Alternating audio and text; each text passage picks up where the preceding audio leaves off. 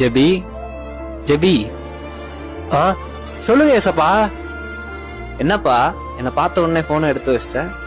நீங்க என் கூட பேச வந்துக்கிறீங்க, உங்க முன்னாடி எப்படி ஏசப்பா போன் பண்றது? நான் இப்ப மட்டும்தான் உங்ககிட்ட பேச வரேன்னு நினைச்சியா? நீ சர்ச்சில் இருக்கும் போதும் நான் பேச வந்தேன், நீ போன் நோண்டிட்டு இருந்த. ஃபேமிலி ப்ரேயர் பண்ணும் போதும் உங்ககிட்ட பேச வந்தேன், போன் பார்த்துட்டு இருந்தேன். நீ பைபிள் படிக்கும் போதும் உங்ககிட்ட பேச வந்தேன், அப்பவும் போன் பார்த்துட்டு இருந்தேன். சரி, தனியா போகும்போதாச்சும் பேசலான்னு பார்த்தா அப்பயும் போன் நோண்டிட்டு இருந்தேன். லாஸ்ட்ல தனி ப்ரேயர் பண்ணலான்னு இப்போ வந்த, அப்பவும் போன் தான் நோண்டிட்டு இருக்கு.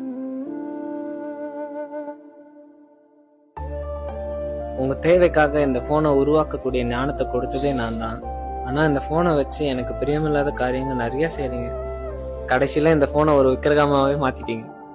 என் மேல அன்பு காட்டுறதை விட இந்த போன் மேலதான் அதிகமா அன்பு காட்டுறீங்க.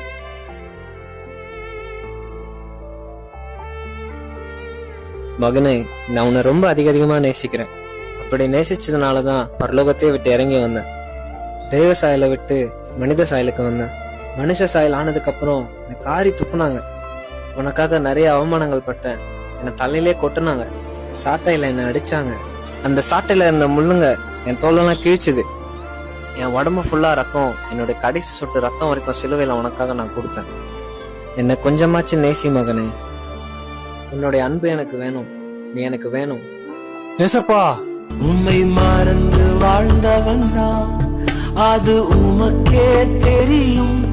உம்மை மாறுதலித்தவன் நான், இதை உலகே அறியும். உதவா